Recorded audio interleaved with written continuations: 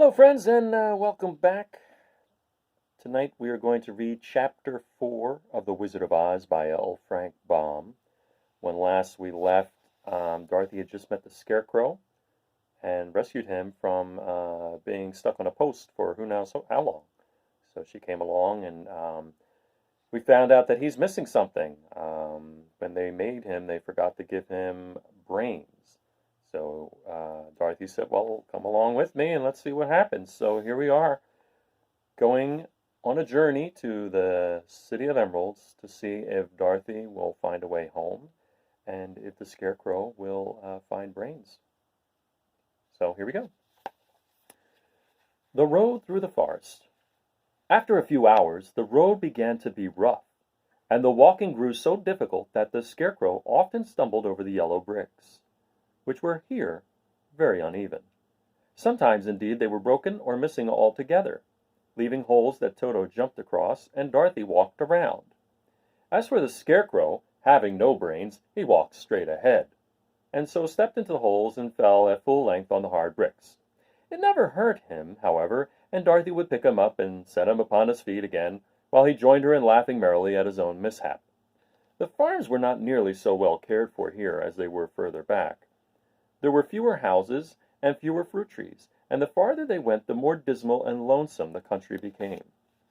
At noon, they sat down by the roadside near a little brook, and Dorothy opened her basket and got out some bread.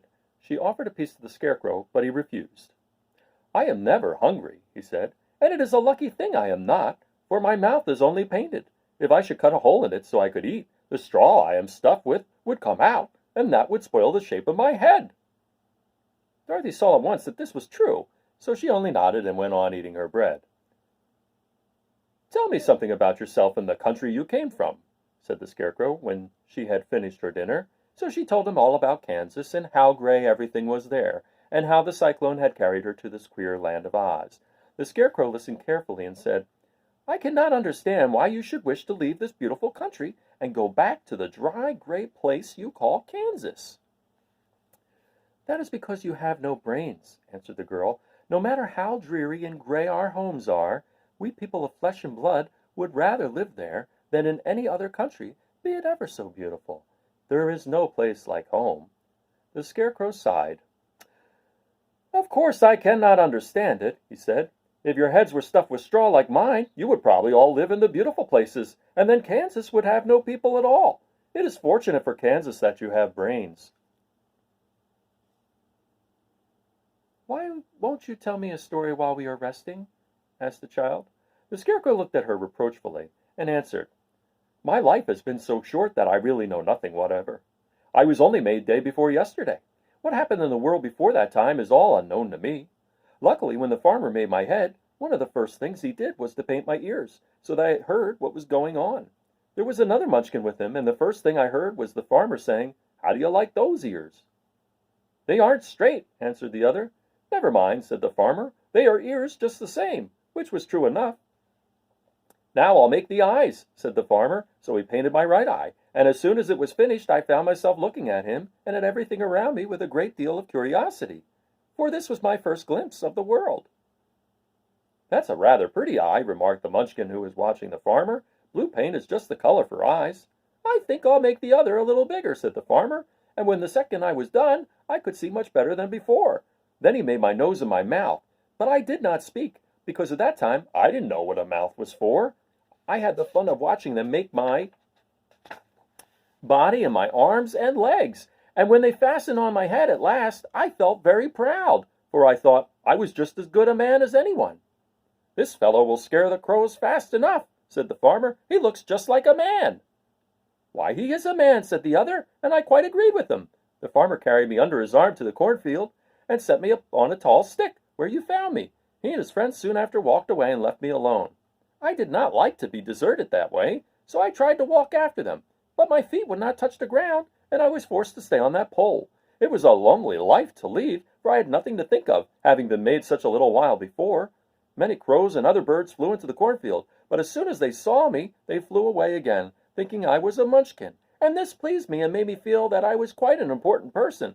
By and by an old crow flew near me, and after looking at me carefully, he perched upon my shoulder and said, I wonder if that farmer thought to fool me in this clumsy manner. Any crow of sense could see that you were only stuffed with straw."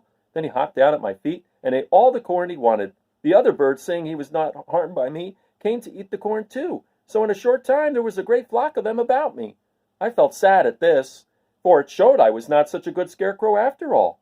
But the old crow comforted me, saying, "If you only have brains in your head, you would be good as a man as any of them, and a better man than some of them. Brains are the only things worth having in this world, no matter whether one is a crow or a man." After the crows had gone, I thought this over and decided I would try hard to get some brains. By good luck, you came along and pulled me off the stake. And from what you say, I am sure the great Oz will give me brains as soon as we get to the Emerald City. "I hope so," said Dorothy earnestly, "since you seem anxious to have them." "Oh, yes, I am anxious," returned the Scarecrow. "It is such an uncomfortable feeling to know one is a fool." "Well," said the girl, "let us go."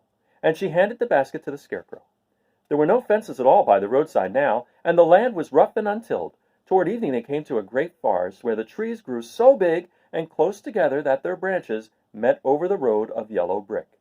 It was almost dark under the trees, for the branches shut out the daylight, but the travelers did not stop and went on into the forest. "If this road goes in, it must come out," said the Scarecrow. "And as the Emerald City is at the other end of the road, we must go wherever it leads us." "Anyone would know that," said Dorothy. "Certainly, that is why I know it," returned the Scarecrow. "If it required brains to figure it out, I never should have said it." After an hour or so the light faded away, and they found themselves stumbling along in the darkness. Dorothy could not see at all, but Toto could, for some dogs see very well in the dark, and the Scarecrow declared he could see as well as by day. So she took hold of his arm and managed to get along fairly well. "If you see any house or any place where we can pass the night," she said, "you must tell me, for it is very uncomfortable walking in the dark." Soon after the Scarecrow stopped.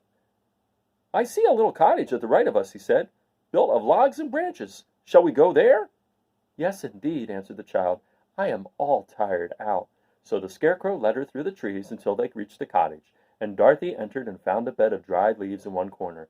She lay down at once, and with Toto beside her soon fell into a sound sleep.